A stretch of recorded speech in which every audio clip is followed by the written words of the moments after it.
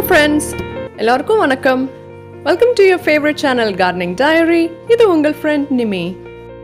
இந்த வீடியோ நம்ம நேற்று பார்த்த கம்போஸ்ட் ப்ரிப்ரேஷன் வீடியோட ஒரு கண்டினியூவேஷன். இது பார்ட் 2. பார்ட் 1ல் நம்ம பேசிக்ஸ் பார்த்தோம். ஆக்சுவலாக நான் பார்ட் 2ல் பாக்கி டீட்டெயில்ஸ் எல்லாம் சொல்லி இதை வீடியோவை முடிச்சிடலாம் அப்படின்னு நினச்சேன். ஆனால் அதில் ஒருத்தங்க இந்த கம்போஸ்ட் பின் எப்படி ப்ரிப்பேர் பண்ணுறது அப்படின்னு கொஞ்சம் டீட்டெயில்ஸ் கேட்டிருந்தாங்க. வேற ஒருத்தங்க கூட அதை ஹோல்ஸ் எல்லாம் எப்படி போடணும் அப்படின்னு கேட்டிருந்தாங்க. அப்போது நான் என்ன நினச்சேன் அப்படின்னா, இந்த பார்ட் 2 அந்த கம்போஸ்ட் பின் நீங்கள் வீட்டிலே எப்படி ப்ரிப்பேர் பண்ணலாம் அப்படின்னு உள்ள டீட்டெயில்ஸ் தான் இதில் சொல்ல போகிறேன். அதோட ப்ரிப்ரேஷன் ஸ்டெப், அதை எப்படி லேயர் பண்ணணும், எவ்வளோ நாள் ரெடி ஆகும், அதில் உள்ள இஷ்யூஸு அதெல்லாம் நம்ம இப்போ பார்ட் 3ல் தான் பார்க்க முடியும். Sorry for that. இப்போ கொஞ்சம் வெயிட் பண்ணிக்கோங்க. இன்றைக்கி நம்ம அந்த கம்போஸ்ட் பின் நீங்கள் வீட்டில் எப்படி ப்ரிப்பேர் பண்ணலாம் அப்படின்னு அதோட ஒரு ஐடியா நான் கொடுக்குறேன் இன்றைக்கி. என்னோடய வீடியோ பார்த்துட்டு அவங்க கேட்டது, உங்கள் பின் ரொம்ப நல்லா இருக்குது, இது ஷிப்லாம் பண்ணி கொடுக்க முடியுமா, கொடுப்பாங்களா அப்படின்னு. இது எங்கள் சிட்டி கார்ப்பரேஷன்லேருந்து கொடுத்தது. ஸோ அதனால் சாரி. இது உங்கள் லொக்காலிட்டியில் இது அவைலபிளாக இருக்குது அப்படின்னு பாருங்கள். ஆனால் ஈஸியாக நம்ம வீட்டிலே பழைய பக்கெட் எல்லாம் உபயோகித்து இது பண்ணலாம்.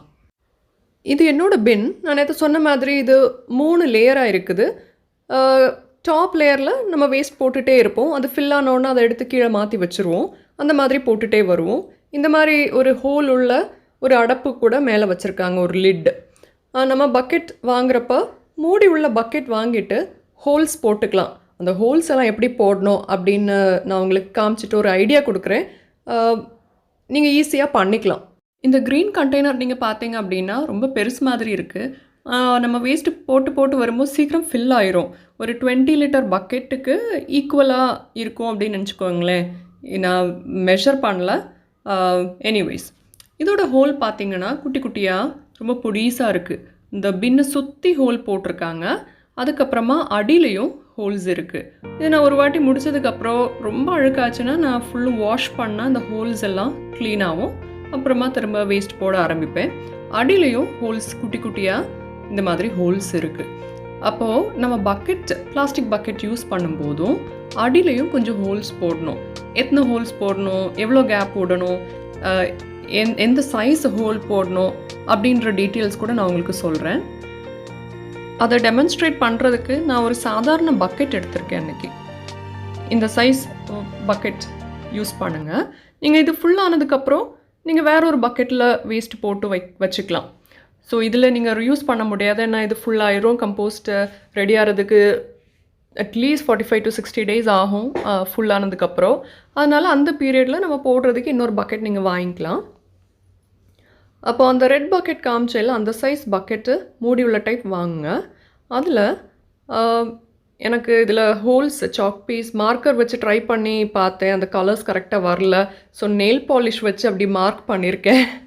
ஸோ அட்லீஸ்ட் உங்களுக்கு புரிஞ்சால் போதும்ல. நான் இப்போ அதில் குட்டி குட்டியாக டாட்ஸ் வச்சுருக்கேன்ல. அப்போ அந்த கேப்பில் ஹோல் போட்டால் போதும். இப்போ நான் அது ஃபுல்லு சுற்றி போடல. ஒரு 3 லைனில் நான் டாட்ஸ் பண்ணி வச்சுருக்கேன் பாருங்கள்.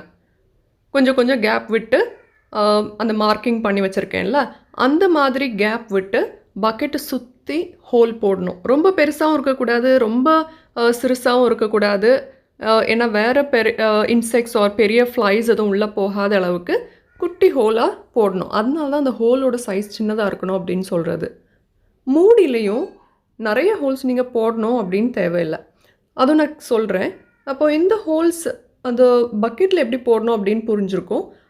அடியில் உள்ள ஹோல்ஸ் மார்க்கிங் பாருங்கள். சென்டர்லேயும் அதை சுற்றியும் கொஞ்சம் ஹோல்ஸ் போட்டிருக்கேன். சரியாக காமிக்கிறேன். அந்த லைட்டிங் கரெக்டாக இல்லை, இப்போ பார்த்தா தெரியும் அப்படின்னு நினைக்கிறேன். ஸோ கவுண்டெல்லாம் நான் பண்ணல.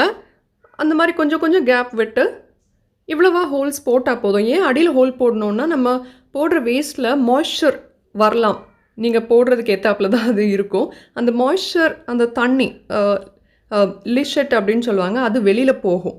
அப்போ அதனால தான் நம்ம அடியில் அந்த ஹோல் போடுறோம். இல்லைன்னா எல்லாமே அடியில் அப்படியே தேங்கி மொத்தமாக டீகே ஆயிரும், கம்போஸ்ட் ஆகாது. அப்போ ஹோல்ஸ் போடுறத பற்றி பார்த்தோம். இனி இதுக்கு அடியில் ஒரு பிளேட் வைக்கணும். என்னோடய பின்னில் பார்த்தீங்கன்னா கீழே அந்த வேஸ்ட் வாட்டர் வர்றதுக்கு அவங்க ஒரு பிளாஸ்டிக் பிளேட் வச்சுருக்குறாங்க. எனக்கு வந்து அந்த வேஸ்ட் வாட்டர் நிறைய வராது, எனக்கு மாய்ஸ்சர் ரொம்ப இருக்காது, கரெக்டாக பேலன்ஸ் பண்ணி தான் நான் போடுவேன். நீங்கள் அடியில் வைக்கிற பிளேட்டுக்கு வந்து இது பாட்டோட சாசர் இதே சைஸில் பெருசு கிடைக்கும், பெரிய பாட்டுக்கு கிடைக்கும். இல்லாட்டி நீங்கள் வேறு ஏதாவது பிளாஸ்டிக் பிளேட்டோ ட்ரேயோ உங்கள் பக்கெட் உள்ளால் சீட்டார அளவுக்கு ஒன்று வாங்கி அடியில் வச்சுக்கோங்க. அப்போ அந்த வேஸ்ட் வாட்டர் அந்த கம்போஸ்ட்லேருந்து வர்றதெல்லாம் இதில் வந்து கலெக்ட் பண்ணி எடுத்துக்கலாம். இது பிளான்ட்டுக்கு ரொம்ப நல்லது. இதில் வரக்கூடிய அந்த லிக்விட் ப்ரௌன் கலரில் இருக்கும், எடுத்து ஒரு 1:10 ரேஷியோவில் நம்ம மிக்ஸ் பண்ணி ஸ்ப்ரே பண்ணலாம். இல்லை செடிக்கு அப்படி டைரெக்டாக கூட விடலாம். எனக்கு எப்போவாவது தான் வரும். என்னோடய பிளேட் காமிக்கிறேன், ட்ரையாக தான் இருக்கும்.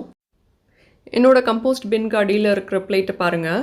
இதில் அந்த கரை மாதிரி இருக்குல்ல, இதை முன்னாடி ஒரு வாட்டி கொஞ்சம் நாளைக்கு முன்னாடி கொஞ்சமாக ஒரு 25 ml or less than 50 ml தான் அதில் இருந்திருக்கும்.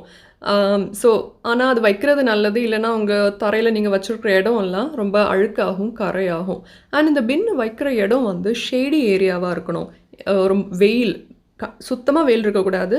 அப்புறமா தண்ணி, மழை தண்ணியோ இல்லை எனி ஃபார்ம் ஆஃப் வாட்டர் வந்து விழாத மாதிரி உள்ள இடத்துல வைக்கணும். இனி மேலே ஓட்டை போடுறது எப்படி அப்படின்னு காமிக்கிறேன் பாருங்கள். இப்போ இதில் வந்து ஃபுல் ஹோல்ஸாக இருக்குல்ல, அப்போ இதை சுற்றி நான் ஜஸ்ட்டு பாயிண்ட் பண்ணி காமிக்கிறேன், அதை பார்த்துக்கோங்க. கொஞ்சம் இதே மாதிரி கேப் விட்டு ஹோல் போட்டால் போதும். ஒரு 5-6 நான் கவுண்ட்லாம் பண்ணல. 2 லேயராக ஒரு லைன் உள்ளாலோடையும் இன்னும் ஒரு லைன் ஆஃப் ஹோல்ஸ் வந்து அவுட்டர்லேயும் அந்த மாதிரி போடலாம். அண்ட் ஹோல் போடுறதுக்கு நான் வந்து ஒரு ஸ்டீல் ஆணி காமிக்கிறேன். இந்த மாதிரி குட்டியோண்டு ஆணி வச்சு நீங்கள் ஹோல் போடலாம். இந்த சைஸ் ஹோல் தான் போடணும். இதை விட கொஞ்சம் சிறுசாக இருந்தால் பரவாயில்ல, ஆனால் ஊசி துவாரம் அப்படின்னு சொல்லுவோம்ல, அது நீங்கள் ட்ரை பண்ண வேண்டாம். இல்லாட்டி இந்த மாதிரி ஒரு சைஸுக்குள்ளே மெட்டல் ஏதாவது கிடச்சுன்னா அது கூட அடுப்பில் சூடு பண்ணிவிட்டு பிளாஸ்டிக்கில் நம்ம வச்சோம் அப்படின்னா ஈஸியாக ஹோல் போடலாம். ஸோ இந்த சைஸும் ஓகே தான். அப்போது எந்த சைஸ் ஹோல் போடணும், எவ்வளவு ஹோல் போடணும், எங்கெல்லாம் ஹோல் போடணும், அதுக்கு அடியில் எப்படி வைக்கணும், கம்போஸ்ட் பின் எங்கே வைக்கணும் அப்படின்ற டீட்டெயில்ஸ்லாம் நான் உங்களுக்கு சொல்லியிருக்கேன். இனி குவான்டிட்டி ஆஃப் கம்போஸ்ட் எவ்வளோ ஃபில் பண்ணோம் அப்படின்றது என்னோட இதில் பார்த்தீங்கன்னா ஒரு லைன் இருக்குது. என்னோடய விரல் வச்சுருக்கேன்ல, அது வரைக்கும் எனக்கு அவங்க ஒரு மீடியா கொடுத்துருக்காங்க. கோகோபீட்டில் வந்து குட் மைக்ரோ ஆர்கானிசம்ஸ் இருக்கக்கூடிய ஒரு மீடியா, அதுதான் நான் போடுறேன் இப்போதைக்கு. ஸோ அது போட்டுட்டு அப்புறமா மேலே ஒரு லைன் இருக்குது பாருங்கள், அது வரைக்கும் தான் நம்ம வேஸ்ட் போட்டு லேயர் பண்ணணும். அப்போது விளிம்பு வரைக்கும் நம்ம வேஸ்ட் போடக்கூடாது. விளிம்புலேருந்து ஒரு 3 இன்ச்சு கீழே தாத்து போட்டால் போதும், அதுதான் கணக்கு. ஏன்னா அப்புறமா அது வேஸ்ட்டு கம்போஸ்ட் ஆனதுக்கப்புறமா இன்னும் தாரும். அந்த 60 days கழித்து பார்த்தோன்னா இன்னும் கீழே தாந்து போயிடும். அப்போ அடியில் போடுற லேயரிங் வந்து ட்ரைட் லீவ்ஸ் அந்த மாதிரி எதாவது யூஸ் பண்ணிக்கலாம். ஸோ அந்த டீட்டெயில்ஸ் எல்லாம் நம்ம அடுத்த வீடியோவில் பார்க்கலாம். இது நான் அன்றைக்கி கலெக்ட் பண்ண வேஸ்ட். இது ஒரு அழுகின பனானா, நான் சொன்னேன்ல இந்த மாதிரி வேஸ்ட்டெல்லாம் போடலான்னு. இது அப்படி ஒரு 3-4 பீஸாக கட் பண்ணி போட்டுருவேன். ஆனால் பழத்தில் வர இந்த ஐட்டம் வந்து கம்போஸ்ட் ஆகாது, அப்படியே கிடக்கும், ரொம்ப டைம் ஆகும், அது போட மாட்டேன். முட்டைத்தோடு நான் பொடிச்சு போடுவேன்னு சொன்னேன்ல, இந்த மாதிரி கை கொண்டே க்ரஷ் பண்ணி போட்டுருவேன். இது அப்படியே தான் இருக்கும். சாயிலில் போனதுக்கப்புறமா பல மாதங்கள் ஆனப்புறமா அது எப்போ அது பிரேக் டவுன் ஆகணுமோ அப்போ ஆகிக்கட்டும் அப்படின்ட்டு இப்படி தான் போடுறேன். பாக்கி எல்லா vegetable peel, onion skin, garlic skin அதெல்லாம் கூட நான் போடுவேன். அதுவும் ஒருத்தங்க கேட்டிருந்தாங்க. ஸோ நான் போட்டிருக்கேன். அதனால் வேறு ஏதாவது ப்ராப்ளம் இருக்கான்னு எனக்கு தெரியல. But I am using it all the time. Part 3ல் நம்ம compost actual preparation step by ஸ்டெப்பாக பார்க்கலாம். ஸோ தேங்க்யூ ஃபார் வாட்சிங் this video.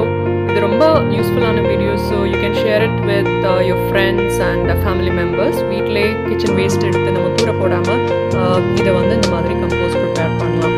Okay, so till we meet again, happy gardening everybody. Take care of yourself, take care of your plants. அப்போ மறுபடியும் meet பண்ணுற வரைக்கும் this is your friend Nimi saying goodbye from Gardening Diary. Bye bye everyone.